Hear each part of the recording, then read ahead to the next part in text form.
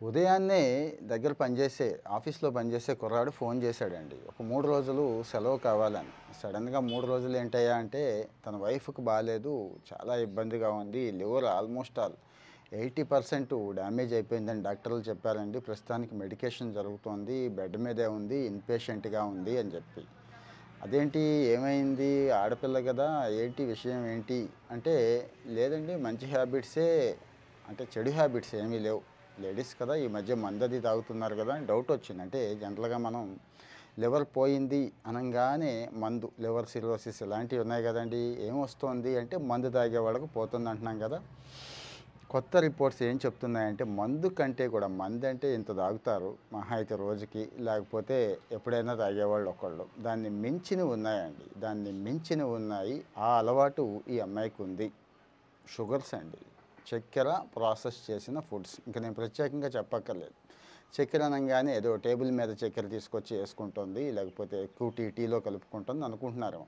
కేకులు, బిస్కెట్లు, ఇక ఐస్ క్రీమ్స్, ఇక అది ఇది ఏముందండి, కూల్ డ్రింక్స్ అయితే ఇక విచ్చలవిడి చక్కెర ఉంటుంది. అది తాగుతుంది ఈ అమ్మాయి. ఈ అమ్మాయికి డైలీ అలవాటండి. బిస్కెట్సో, కేకులో, కూల్ డ్రింక్సో ఇవన్నీ ఉండాలి. ఫుడ్డు ఫుడ్డుగా ఉండాలి. ఒక పూట ఫుడ్ అయినా మానేస్తారేమో గానీ, ఇవి మానే ప్రసక్తి లేదు. ఎప్పటినుంచి? ఒక రోజు, 2 రోజులు కాదు మీకు తెలుసు. వీళ్ళు హై స్కూల్ స్థాయి నుంచి అలవాటయిపోతోంది. హై స్కూల్ లెవెల్ నుంచి పిల్లలకందరికీ అలవాటయిపోతుంది. ఈ అమ్మాయికి అలాగే అలవాటయిపోయింది. ఇంకెక్కడ తట్టుకుంటుంది ఆ లివర్? లివర్ ఎక్కడ తట్టుకుంటుందండి?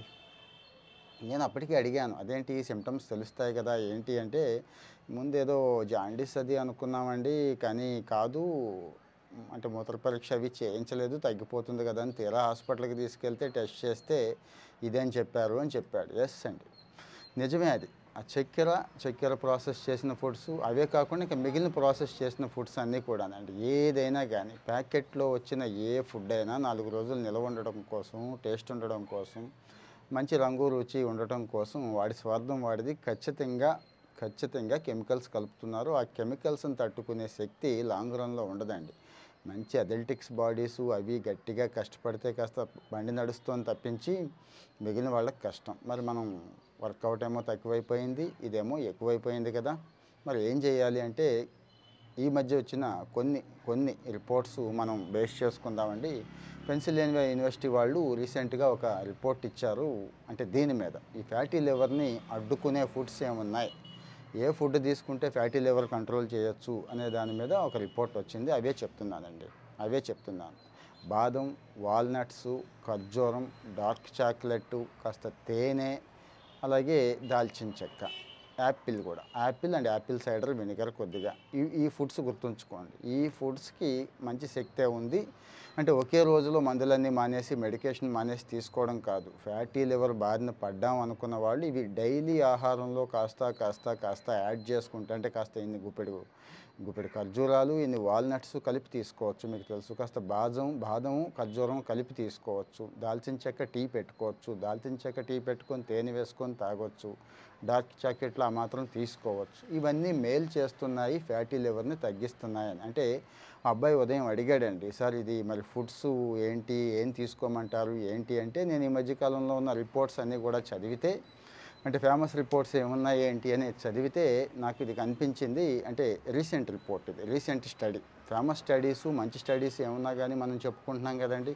అలాంటి స్టడీయే ఇది. చాలా ఫేమస్ యూనివర్సిటీ. ఇబ్బందేమీ లేదు.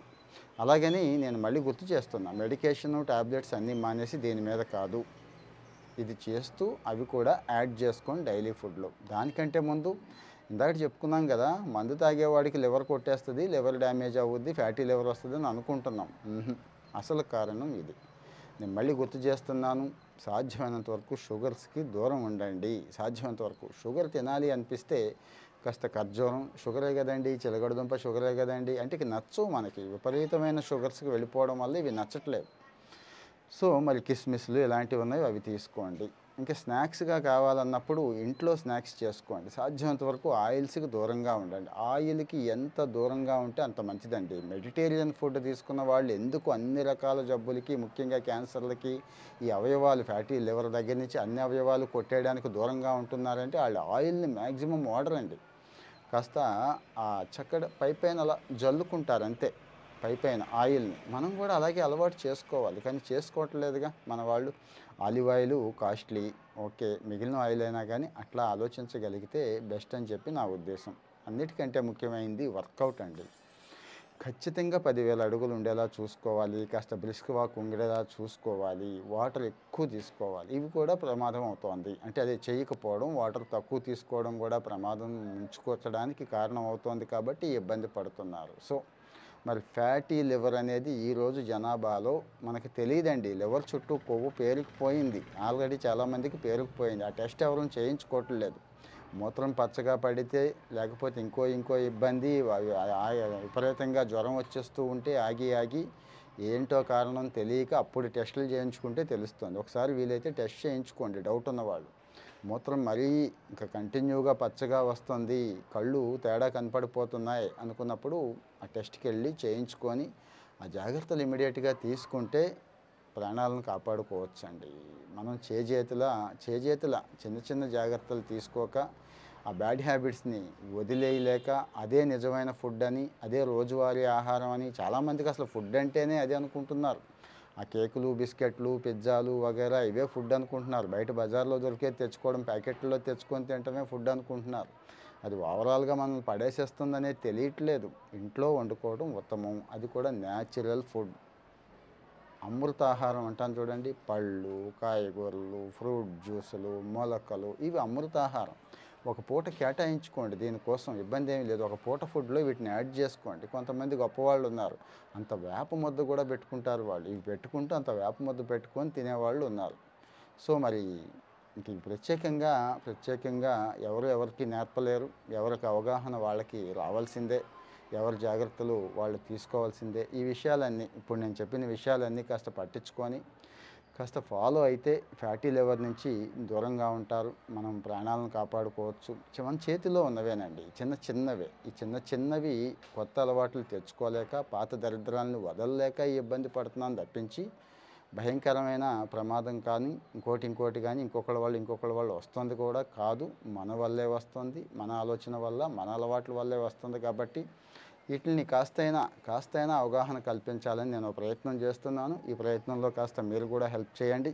అంటే ఒక లైక్ ఇవ్వండి. కాస్త ఫాలో అయ్యి మీ ఫ్యామిలీ, ఫ్రెండ్స్ గ్రూప్స్ ఉంటాయి కదా! అందులో షేర్ చేయండి. ఖచ్చితంగా నలుగురికి ఉపయోగపడిన, నలుగురు ఆపదల నుంచి బయటపడి ప్రాణాలు కాపాడుకున్న ఆ పుణ్యం మీకు కూడా ఉంటుంది కాబట్టి ఇంకో మంచి వీడియోతో మళ్ళీ కలుసుకుంటాను.